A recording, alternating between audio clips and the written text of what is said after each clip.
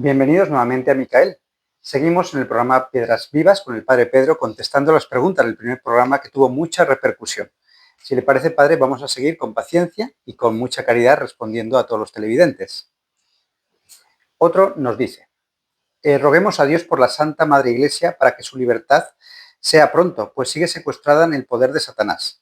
Estamos en un tiempo en el que va a llover fuego del cielo y no habrá tiempo de reaccionar. Sí, hay en el libro azul el Padre Goy, para mí siempre acudo a él porque es una fuente de autoridad. Que yo diga que está en poder de Satanás, pues bueno, pues es una opinión mía y vale lo que puede valer mis argumentos. Pero el hecho de que la Virgen dice que Satanás se siente ya dominador de este mundo y de la Iglesia, pues ya la cosa y que se siente más poderoso que nunca. Bueno, pues todo eso entra dentro de un misterio tremendo porque, entre otras cosas, sabemos que en el año 1884 el Papa León XIII tuvo ese sueño, no ese sueño, esa visión tan terrible, donde vio que Dios le concedía al diablo 100 años más de un poder especial para destruir la Iglesia. Y por eso esta misma oración que hemos comenzado de San Miguel, pues fue hecha por él precisamente para que San Miguel viniera en este tiempo, porque él es el ángel que vence al diablo. En el cielo, lo mismo que fue en el cielo y expulsó al diablo, a Satanás, del cielo a la tierra, ahora tiene que hacer también prolongar ese trabajo aquí. Estoy plenamente de acuerdo que hoy precisamente, si no estamos con Jesucristo, estamos bajo Satanás. No hay otra cuestión. Y Satanás lo domina todo absolutamente. Pero la Virgen nos dice, hay una cosa, cuando Satanás se sienta dueño y seguro ya de todo, en ese mismo momento yo se lo quitaré. Y por eso estamos hablando del triunfo del corazón inmaculado de María. Por eso en Fátima vino también la Virgen a insistir en rezar el rosario, en la devoción y consagración al corazón inmaculado de María. Y ahora en el libro azul del Padre Gobi pues nos asegura la Virgen que llega ya el momento de su triunfo. Y todo el libro azul es para el triunfo del corazón inmaculado de María. Entonces, diríamos, le felicito porque no todo el mundo ve la acción del diablo en la historia, tanto en la historia de la Iglesia como en la historia de la humanidad, porque para muchos es como si no existiera, y sin embargo es uno de los tres agentes fundamentales de la historia humana, con el Señor y con la persona humana. Entonces, pues bienvenido. Y le aseguro, no yo, porque yo no soy, pero la Virgen nos asegura que su triunfo está cercanísima. Así es que siga rezando, siga rezando, siga rezando para que lleguemos a la verdadera libertad, que será con el triunfo total del corazón inmaculado de María. Y estoy convencido que muchos de ustedes lo van a comprobar. También preguntan qué actitud deben tomar los católicos que, tratando de ser buenos cristianos, no entienden o no se dan cuenta todo lo que hizo el anterior Papa, entre comillas, y lo que continúa haciendo Robert Prevost. ¿Vuelve a decírmela, por favor? Bueno, que qué actitud deben tomar los católicos que con buena fe no entienden lo que está haciendo el anterior Papa, entre comillas, o lo que está haciendo Robert Prevost, no lo entienden. Ya, creo que tenemos que hacer varias cosas. La primera, seguir rezando por la Iglesia porque es fundamental. Si no lo entienden, les felicito, porque aquellos que le entiendan no pueden entender todo el magisterio anterior.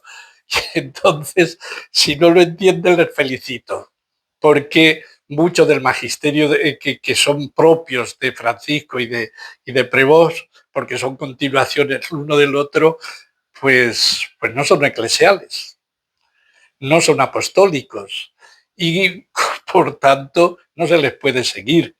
Entonces, primero rezar porque todo esto está afectando a la Iglesia de una forma fundamental y que solo el Espíritu Santo lo puede solucionar. Pero junto a eso, decirlo con libertad. Esto que dicen, no, por esto y por esto.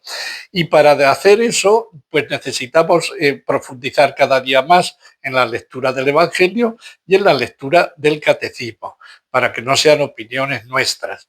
Entonces estamos en este último tiempo del final de los tiempos, donde una de las cosas fundamentales, de los signos fundamentales, es la apostasía, que viene desde dentro.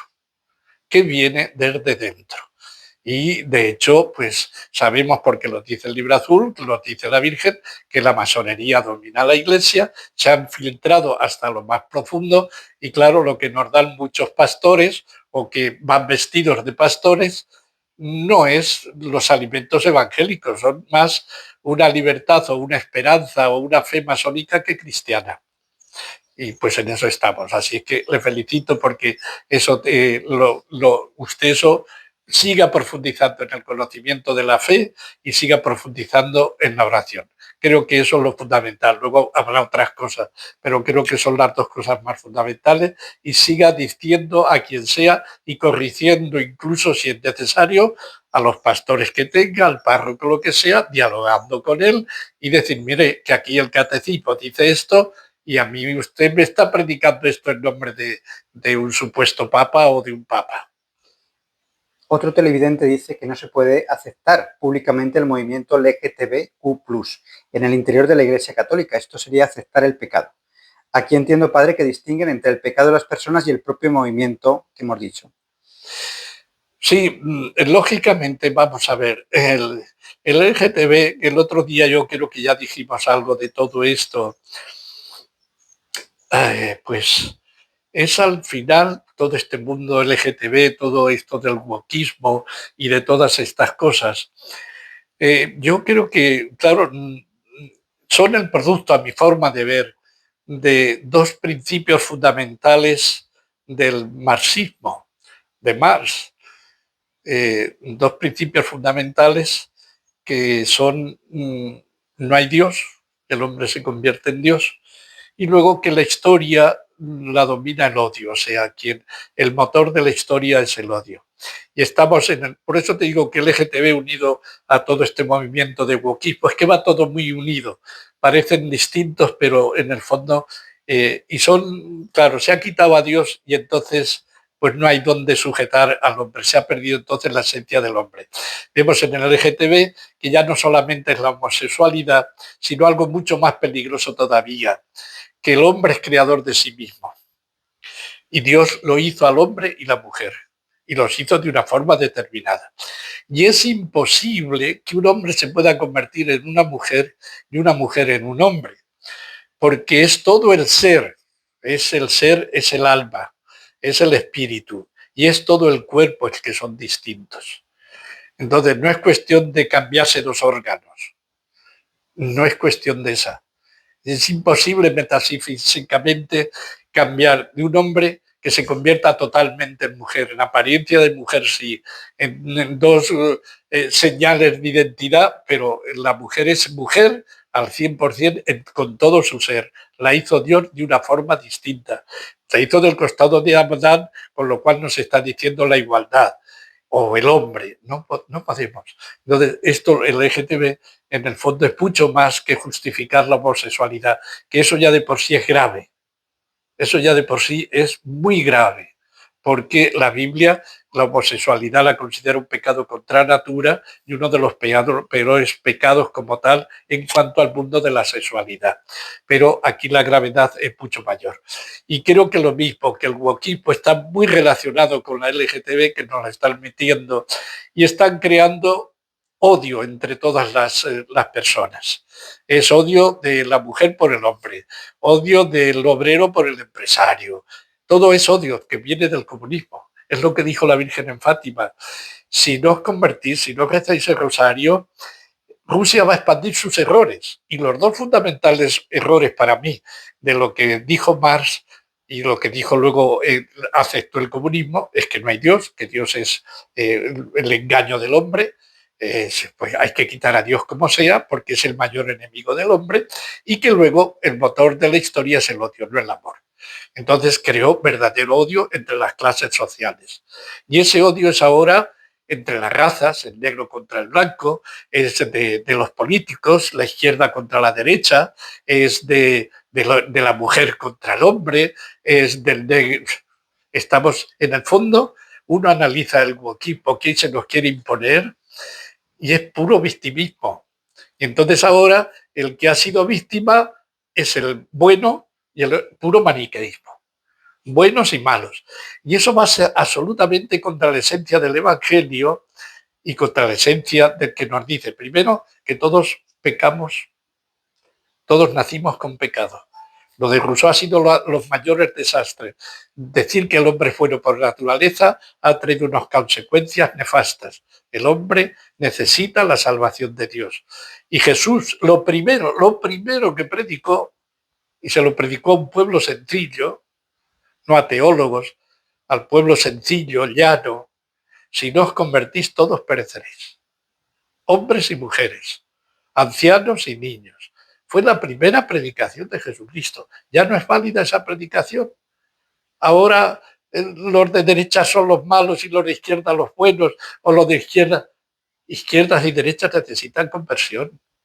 Negros y blancos necesitan conversión. Hombres y mujeres necesitamos conversión. Si es que todo esto está yendo contra la esencia del Evangelio. No es un pecado más o menos. Está siendo una ideología que está corrompiendo al ser humano. Y cuando la cabeza está equivocada, todo se equivoca. Y cuando ya no sabemos quién es el hombre y la mujer, la política es nefasta por fuerza. Porque la política tiene que ser en ayuda para que el hombre crezca, la mujer crezca como tal persona. Si no, ¿para qué sirve? Solo para tener más o menos dinero. La política tiene que estar al servicio del ser humano. Y si no sé qué es el ser humano, ¿qué política voy a hacer? ¿Qué política? Más de una vez yo he repetido ese ejemplo que a mí me encantó de Tagore, que cree el pájaro que es bueno para el pez, darle un paseo por el aire. Si la política, aunque sean personas buenas, piensan que el hombre es solo materia, lo van a matar. Porque todas sus leyes van a ser pensando en una persona que es solo bioquímica y todo va a ser producto y se va a olvidar de que el hombre es espíritu. Y por ejemplo, hoy si han crecido un montón los suicidios, no es por falta de comida, es porque ya no se sabe dónde está el bien y el mal, es porque se le ha dado querer llenar al hombre llenando su estómago, cuando tiene un alma que no la llena ni toda la comida, ni todo el dinero del mundo, ni todos los placeres del mundo.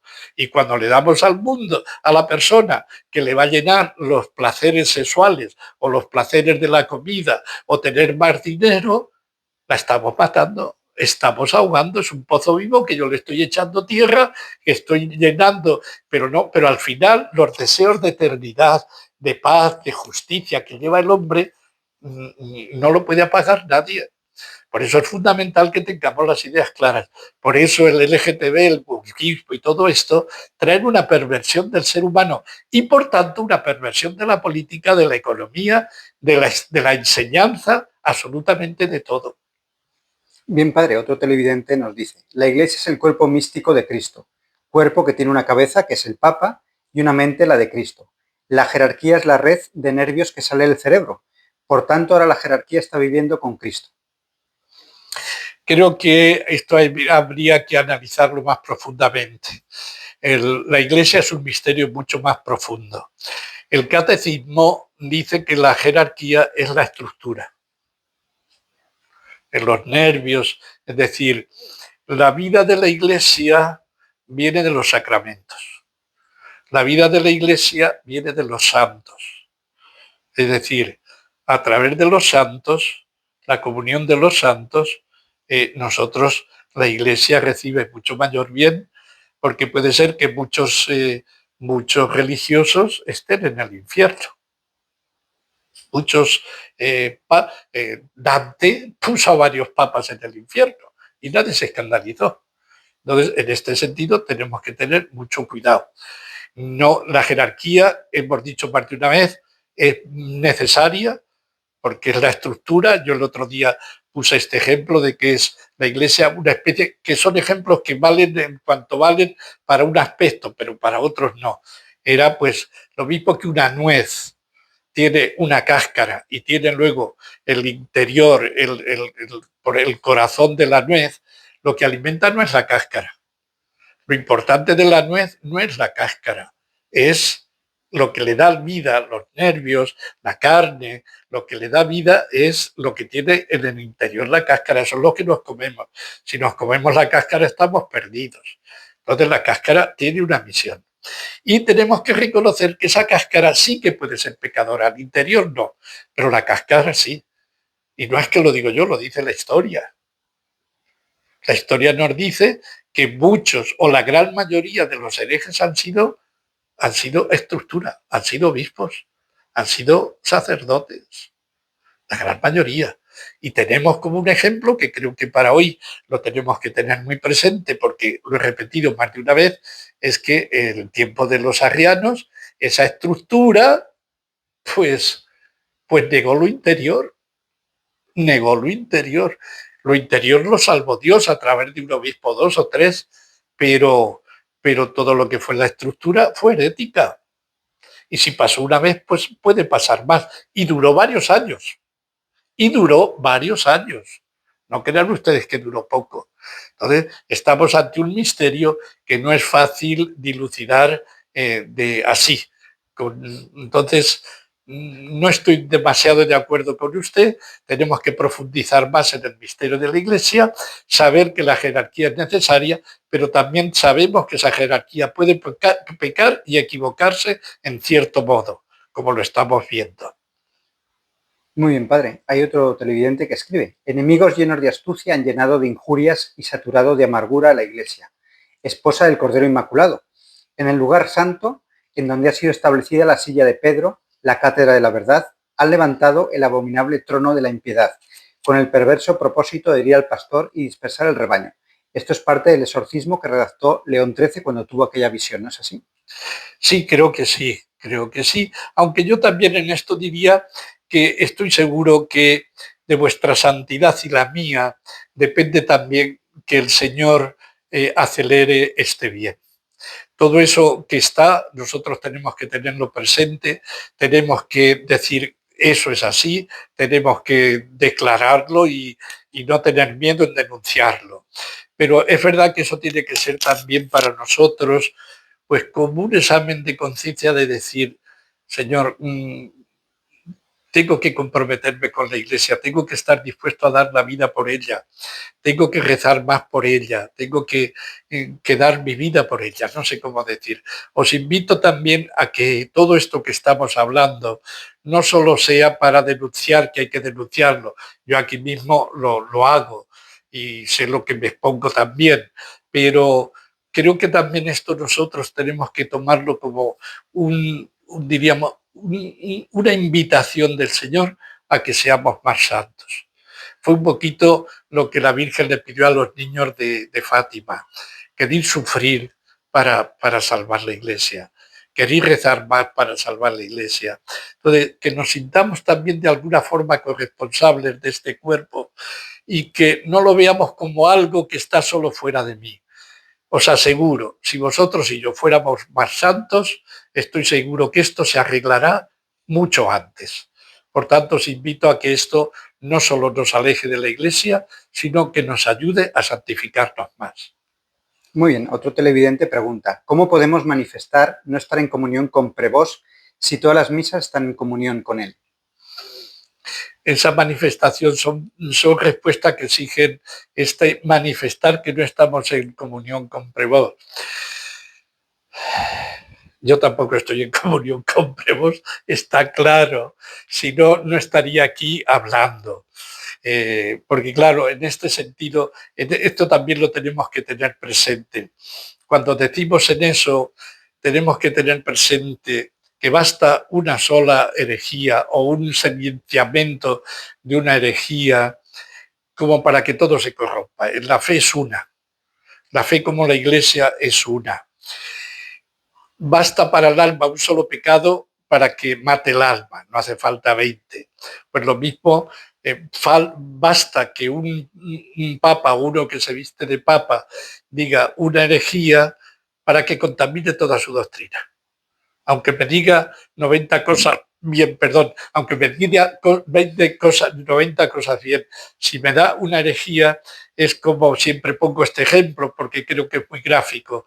Si yo en una botella del vino más excelente, pongo una sola gota de veneno, hago inválida todo el líquido. Lo hago inválido.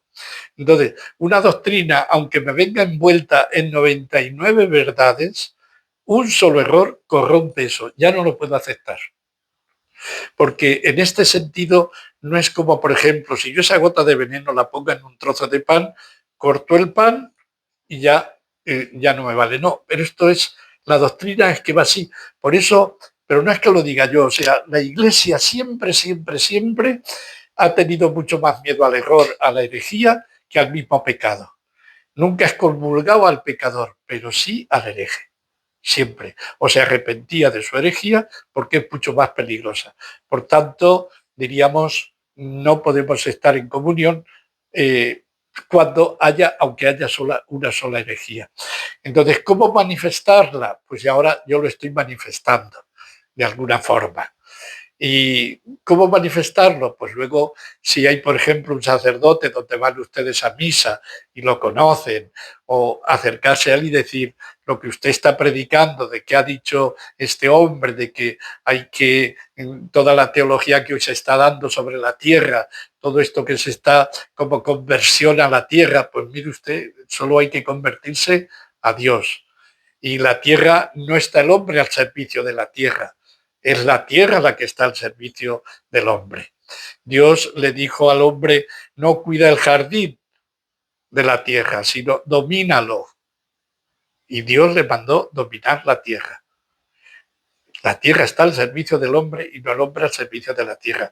Lógicamente, el hombre, si es mínimamente inteligente, cuidará la tierra por su propio bien, no por la tierra en sí misma, sino por su propio bien y el bien del prójimo. Pero el culmen de la creación no es la tierra, es el hombre, es la mujer. Y vio Dios que era muy bueno cuando hizo al hombre y a la mujer. Y le puso nombre a los animales. Y dominad la tierra, dominadla. Creced y dominad la tierra. En este sentido tenemos que tener mucho cuidado porque por debajo de todas estas cosas está esta sutileza de que en el fondo el hombre es esclavo de la tierra y no la esclava al servicio del hombre.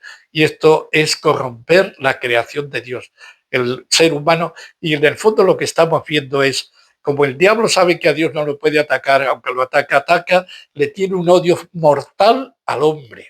Cuando digo hombre, digo mujer. ¿Por qué?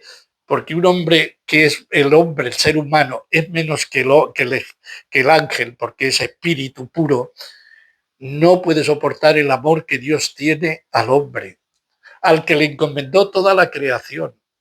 Y es tan importante el hombre que los males de la creación provienen del pecado.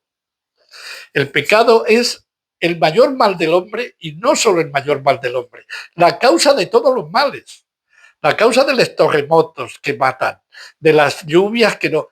El hombre, y nos lo dice la Biblia con ejemplos, Moisés dominó al mar, apártate y se apartó. Josué dominó el cielo y el sol y la luna. Y durante un día, no bastó. El otro día leí un artículo interesantísimo donde un astrónomo ha descubierto que falta un día en la historia, diríamos por así, del universo, falta un día.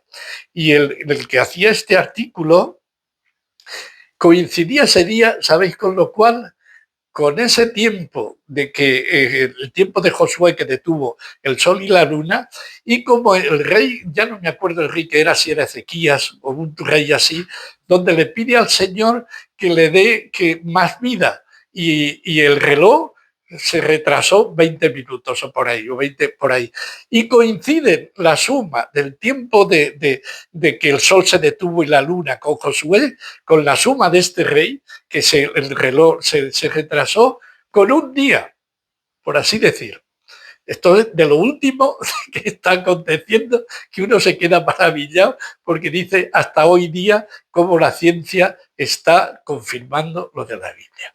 Y Elías le dijo, no llueve durante 3 años y eso será la nueva tierra. Es decir, toda la creación obedecerá al hombre y le dirá al león, ven aquí, y vivirá el león con el cordero y el niño con la víbora, que no son símbolos, que no son lenguaje poético, que es lenguaje real, que todavía no nos lo creemos. Y todo eso lo perdimos por el pecado. Y el pecado es tan grave que tuvo que venir Dios para poder salvarnos, porque nosotros es imposible. Y no salvarnos de cualquier forma, muriendo y dando toda su sangre. ¿Qué más queremos? ¿Qué más queremos? Pues entonces, bueno, pues no sé si estoy contestando y si me estoy alargando, ya ni casi me acuerdo de la pregunta, pero bueno, así. Bueno, pues le recuerdo un poquito la pregunta, ¿no? Dice, ¿cómo, podemos manifestar que no estamos en comunión con Prevós si en todas las misas nombran a Prevós? Esa era la pregunta. No sé si puede servir ya esto que he contestado, creo que se puede entender y bueno, pues caminemos también con un poco de misericordia, porque yo estoy convencido que muchísimos sacerdotes lo hacen con buena voluntad, pero nosotros tenemos que ayudarlos en un diálogo de hermanos, de amor, no como quien quiere tener la razón. El otro día, uno de los cenáculos que hice, María decía, hay que defender la verdad, pero hacerlo como yo. O sea, mirando al otro como un hijo, prácticamente. Y, o sea, no solamente está en que hay que corregir, sino hacerlo como un hermano, como alguien que está buscando la verdad, como alguien que no quiere afear al otro lo que es, con otro estilo, con el estilo mariano. Muy bien, un televidente nos dice, si no están en comunión con Francisco ni con Prevós, formen una secta. ¿Qué puede contestar a esta persona? Eso nunca. Eso nunca. La secta es como quitar un trozo al cuerpo. Nosotros tenemos que, por ejemplo, voy a poner San Atanasio. San Atanasio fue el único, no el único, casi el único. Solo 2 o 3 obispos que yo recuerde defendieron la divinidad de Jesucristo. Pero todos los demás, incluso el Papa Liberio, es que esto lo hemos dicho más de una vez y no sé si con eso, pues, pero bueno, lo vuelvo a repetir.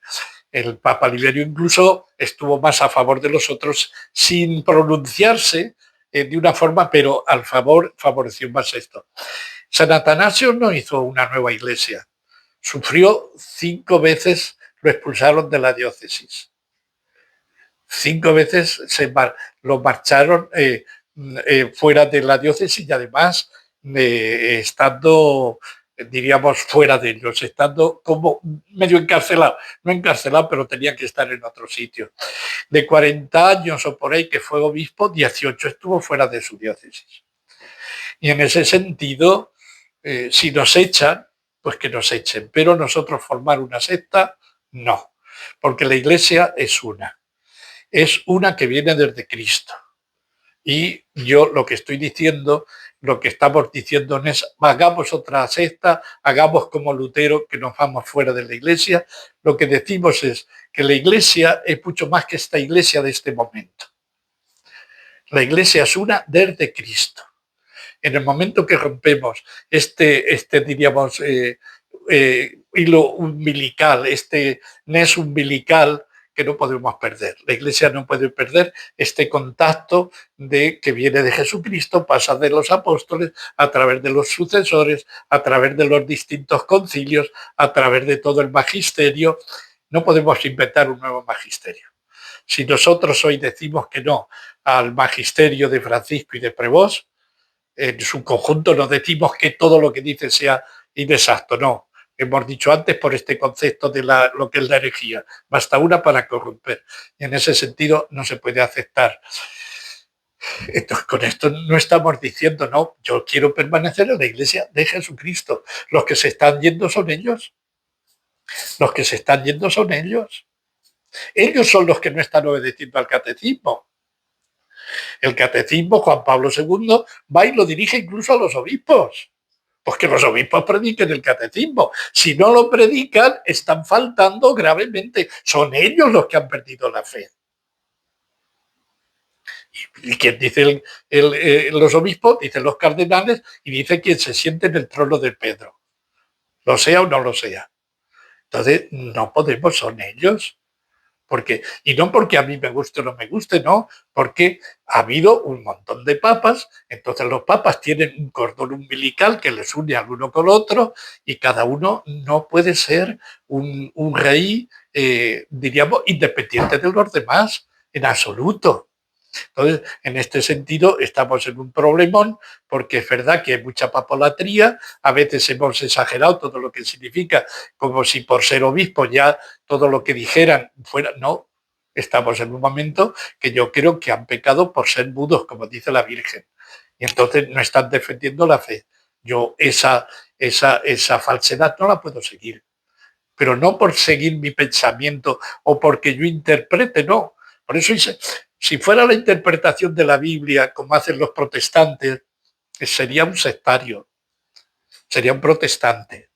Pero no, por eso insisto muchísimo en el catecismo, porque el catecismo es la interpretación eclesial de lo que es la Biblia, que ya no es la interpretación mía personal, que yo puedo hacer como un protestante, que ha sido, diríamos, el mayor desastre incluso de la Biblia, porque ponen su interpretación por encima de la misma Biblia.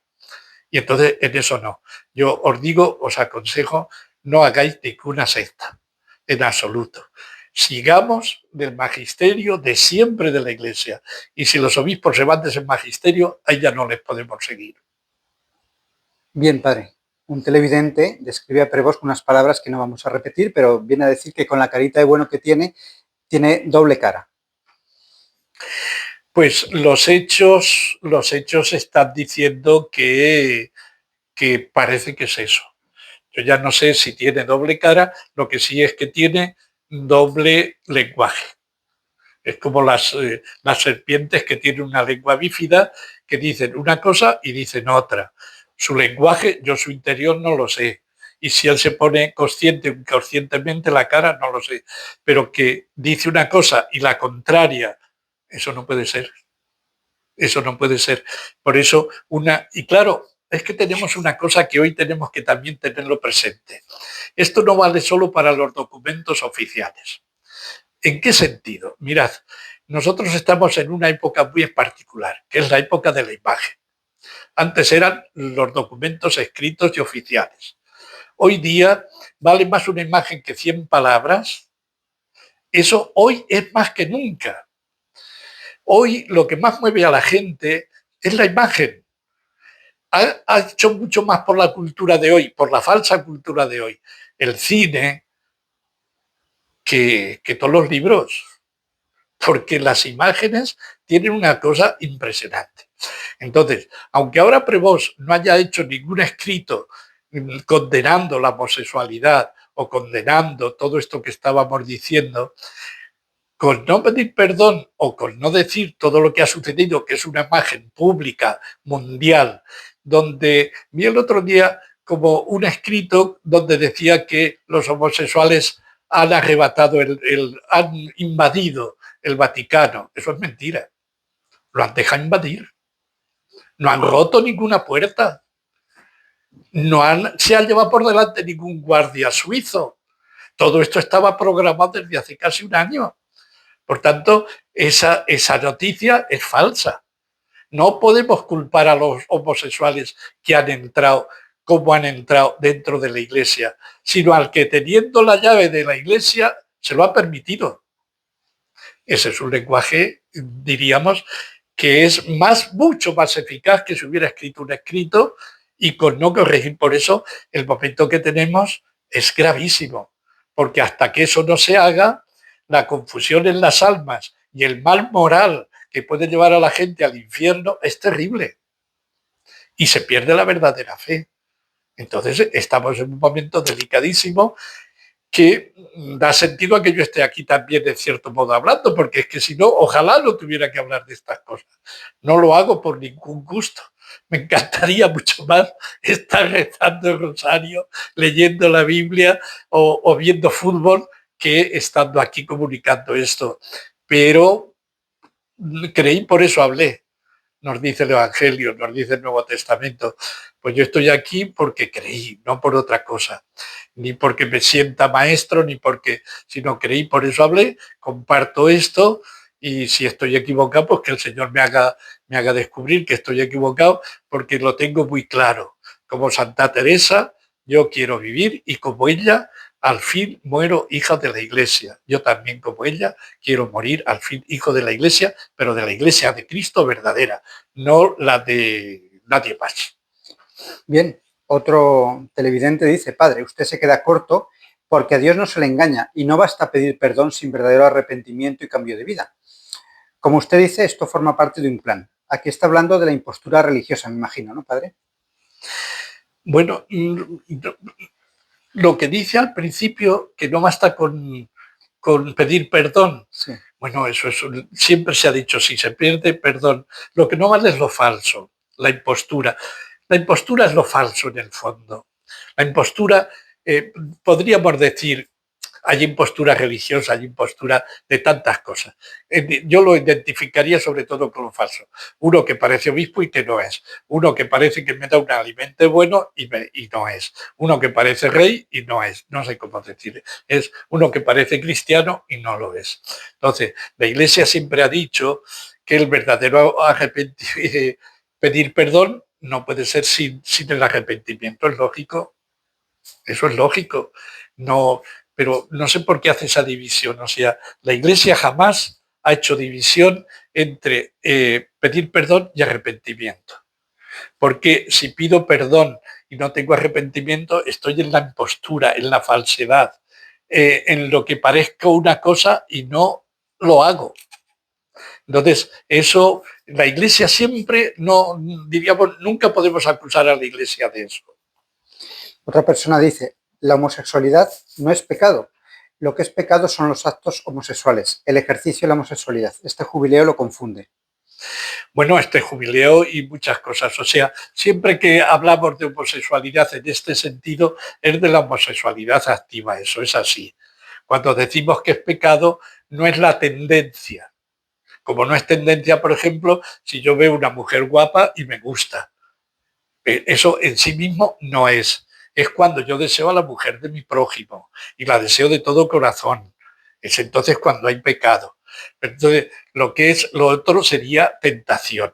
Yo puedo estar una tentación de ir con la mujer de mi prójimo y tengo que superarla. Pues es lo mismo. Cuando decimos yo mismo, yo conozco y tengo algún amigo que es homosexual y que vive santamente y que posiblemente está siendo más santo que otros muchos porque le está costando. Pero entonces no tiene nada que ver. Cuando se dice que la homosexualidad es pecado, como otros pecados, es una persona puede tener de ver 1.000 euros y tener la cosa de robarlos. En sí mismo, ese movimiento de querer coger los 1.000 euros no es pecado si los coge, si los toma, si los roba, pero diríamos, la tentación no es. Entonces, en este sentido tenemos que, pero es que la Iglesia eso siempre lo ha dicho. No es que ha dicho que la tendencia homosexual es pecado, es el ejercicio. Pero eso lo ha dicho siempre la Iglesia. Otra persona nos dice que están cumpliendo las profecías de Nuestra Señora en la Salet. Dice que Roma perderá la fe y se convertirá en la sede del anticristo. La masonería eclesiástica está totalmente infiltrada y ha llegado a la cúspide. Sí, plenamente de acuerdo. Plenamente de acuerdo. Otro. Y eso lo confirma el Libro Azul. El Libro Azul, en los años 70 y tantos, ya en tiempo de Juan Pablo II, 80 por ahí, me parece que Juan Pablo empieza en el 78, en tiempos de él, que para el Libro Azul es el Papa que ha puesto la misma Virgen, pues él dice que la masonería domina la Iglesia y que la masonería tiene su centro internacional donde vive el vicario de su hijo y donde dice que el hombre inicuo se sentará en el trono de Pedro. Confirmando el Libro Azul, confirma absolutamente para este tiempo lo que dijo la Salet. Y eso, claro, para mí el Libro Azul tiene autoridad. Lo que yo diga, pues es una opinión más o menos, pero lo que dice el Libro Azul es de la Virgen. Y entonces eso ya son palabras mayores. Confirmado por el Libro Azul eso. Muy bien, otra persona dice, me gustaría saber quién es este sacerdote y quién es la mujer que hace la entrevista. No se han presentado ninguno. y está de acuerdo en ello, ¿no? En lo que dicen, pero quiere que se presenten. Bueno, yo a la mujer que lo presento, que se presente ya luego en otra ocasión, pues yo soy un sacerdote ya jubilado, ya estoy de la diócesis de Madrid, pero ya jubilado, estoy viviendo por aquí, por una zona de Extremadura, y vine por aquí para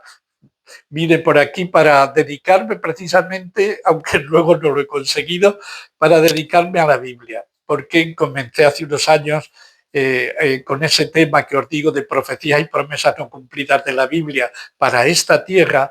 Me pareció un tema apasionante. Un arzobispo nuncio me dijo que eso lo tenía que hacer porque no había nada escrito en la iglesia sobre eso. Y bueno, pues me vine con este sentido. En estos momentos no tengo ningún cargo pastoral y lo que os lo digo solo en mi nombre. No hay ninguna diócesis, ningún movimiento detrás.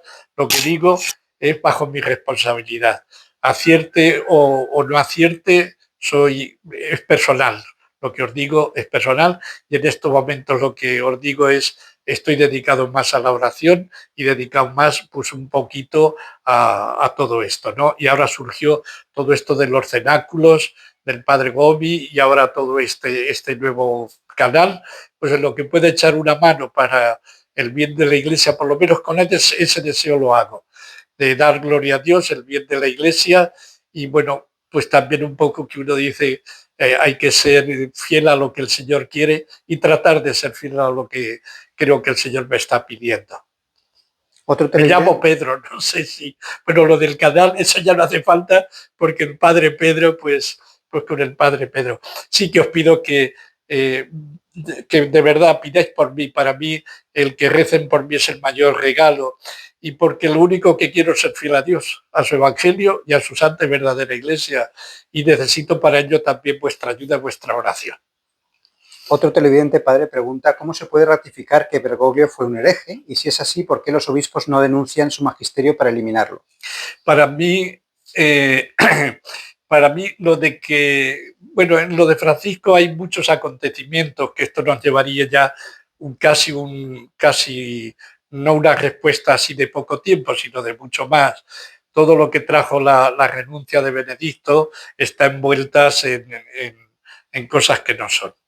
Y luego el nombramiento de Francisco envuelto en cosas que no son, nos llevaría muchísimo. Eso nos llevaría muchísimo. Pero luego es que además, sobre la cuestión de lo que dijo, yo me acuerdo ya ahí sí que estaba en un año sabático que el Señor me concedió allá en Fátima, donde empecé a leer todo esto de las profecías. No, me dieron para orar la Biblia y fue un año muy particular. Y recuerdo que coincidió precisamente, iba camino de Fátima cuando Benedicto renunció. Yo estaba seguro que el que viniera, que él no había sido en libertad, no sería verdadero papa. Pero junto a eso, y nunca lo he dudado, me confirmó en ello, pues ya que desde el primer momento estando en Fátima, donde lógicamente ya no estaba tan pendiente de las cosas, pues me acuerdo de las primeras declaraciones que hizo en La República, en el periódico italiano de La República, que es en el fondo masón, y Scalfari, creo que era, no sé si era, no me acuerdo el nombre el que hizo, que era masón, pues ya dijo allí declaraciones que me acuerdo que había un sacerdote italiano y le dije, por favor, tráeme en italiano, porque estas cosas que ha dicho son muy llamativas. Entonces, desde entonces estuve bastante atento. Leí, por ejemplo, cosas del Código Ratzinger, que hasta 160 afirmaciones de Francisco demostraban que no coincidían con la doctrina católica. Estuve atento también, por ejemplo, en Vara de Almendro, que tenían hasta casi 50, diríamos, afirmaciones que unas heréticas y otras rozaban la herejía. Un sinfín de cosas que dicen, no, absolutamente bastaría una. Si a eso le añadimos luego, por ejemplo, sería bueno un poco, a una persona me acuerdo que le recomendé, hazme un elenco de todas las cosas que ha dicho Francisco, que son casi un libro. No es una, es un montón. Todo esto se culminó con la Pachamama, que es un acto idolátrico. en el mismo corazón que ha pasado ahora con la cuestión del LGTB. Entrar la Pachamama, el mayor pecado para la Biblia, más que incluso la misma injusticia humana, más que la misma injusticia humana, es la idolatría, absolutamente. Y lo de la Pachamama fue un acto idolátrico. Entonces, aquí nos llevaría, ojalá, un día, si queréis, voy a hacer con alguien que le encargue, oye, hazme una lista de todas las cosas. Padre, para acabar el programa, sería bueno que nos recordase el punto 675 del catecismo al respecto. Bueno, no, el catecismo, el 675 y el 677 son 2.1. Entre medias, con letra chiquitica, está el 676, que habla un poco del milenarismo, condenando un poco el milenarismo, sin especificarlo demasiado. Pero bueno, eso sería, lo ponéis con letra chiquitica como un paréntesis para tenerlo presente. Entonces, 675 y 677, tú los unes y son uno solo en el fondo. Y ahí donde nos dice una cosa que yo recuerdo que se lo dije a algunos sacerdotes y no se lo creían. Y me acuerdo cuando volvimos de un encuentro y ¿qué número es? 675, donde dice que la Iglesia va a pasar a costa de perder la fe, pues una gran impostura religiosa y perderá la fe. Y donde luego en el 677 viene que dice que la Iglesia no va a progresar por ella misma, cosa que muchos movimientos religiosos nuevos pensaban que estamos en una época de Espíritu Santo y que entonces a través de muchos movimientos la Iglesia se iba a renovar. Y ahí dice que no, que la Iglesia tiene que morir, pasar por la muerte de su Señor, que parecerá que muere hasta que venga del cielo la Jerusalén celeste. Son dos números fundamentales y que cuando los descubrí, no sé por qué los descubrí, pero el caso es que me llamaron muchísimo la atención porque no son muy propios de un catecismo, son profecías. El catecismo siempre tiene la fe, la doctrina de la fe, tiene la moral, la doctrina de la moral, tiene la oración. Si vemos las partes del catecismo, vemos que es ese el contenido. La fe, el credo, luego los mandamientos, luego la cuestión de los sacramentos, que es una, y luego la oración. Eso es lo que es la esencia del catecismo. Estos dos números se salen un poco de lo que entendemos por todo esto. Son números proféticos que a mi forma de ver no son muy propios de un catecismo. Entonces, que el Juan Pablo II en ese catecismo haya puesto esos dos números es muy llamativo. Es muy llamativo y creo que eso es fruto de su conciencia, de que él antes de ser papa, un año antes de ser papa, creo que fue en el Congreso de Filadelfia, él decía que nos encontramos en el tiempo del Cristo y del Anticristo, de la Iglesia y de la Antiiglesia, del Evangelio y del Antievangelio, que estamos abrir las puertas a Cristo porque estamos en un momento decisivo de la historia. Entonces, me da la impresión que esto lo dice para decir, prepararos, porque lo que es vuestra base de seguridad, que es la Iglesia, va a parecer que desaparece y que muere. Entonces, claro, esto te llama la atención y que dices, aquí me está diciendo, ten cuidado, no te escandalices, porque la Iglesia desde dentro es la que va a dar la apostasía. Desde dentro es la que es lo que dijo Pablo VI. La Iglesia está en un proceso de autodemolición, de autodestrucción. Claro, te dices estas cosas y dices, Dios mío de mi vida, pues hermanos, preparémonos porque estamos en el tiempo final de la historia del pecado y donde bueno, pues va a dominar la impostura, que va a parecer una cosa que no es y que en vez de llevarnos a los buenos pastos, nos lleva a los malos. Y que entonces va a ejercer una autoridad de una forma falsa y nos va a llevar al mal cuando nos debería llevar al bien y que nos va a llevar a Satanás en vez de llevarnos a Jesucristo y al infierno en vez de al cielo. Y en vez de ser sacramento de salvación, se corrompe y parecerá sacramento de condenación. Y esto, claro, estos dos puntos nos están diciendo no escandalizaros, para que no nos pase lo que le pasó a los apóstoles cuando crucificaron a Jesús. Se escandalizaron y se acobardaron, no fueron capaces de estar con María y José y Juan y las 4 mujeres. Entonces, ¿quién resistirá hoy esta especie de crucifixión, de autodemolición, de impostura de la Iglesia? El que esté con María. El que esté con María. Y el mismo Libro Azul nos dice que será María la que nos dirá a quién tenemos que seguir, dentro de la Iglesia, y que será ella la que nos lleve en estos momentos de la mano, como tuvo a Juan, que era un poco representante de la humanidad y de la Iglesia, como tuvo a Juan allí al pie de la cruz. Que nosotros permanezcamos con María al pie de la cruz. Muy bien, padre, pues si le parece lo dejamos para ahora y en próximos programas continuamos respondiendo. Me parece muy bien, porque además beber un poco de agua nos vendrá muy bien y pues bendito sea Muy Dios. bien, invitamos a los televidentes a seguir el próximo programa, que está muy interesante sus respuestas. Bueno, pues pedir, yo lo que sí de verdad os insisto, pedir, porque no quisiera equivocar a nadie, ni equivocarme. Yo le pido a Dios, Señor, que ni me equivoque y mucho menos que equivoque a nadie. Y que por tanto, que lo que diga puede hacer daño, como la sal a veces pica cuando tienes una herida, pero que sea para el bien, que sea para el bien. Le pido al Señor que ni yo me pierda la verdadera fe y mucho menos que lleve a otros a una fe que no sea la católica de siempre.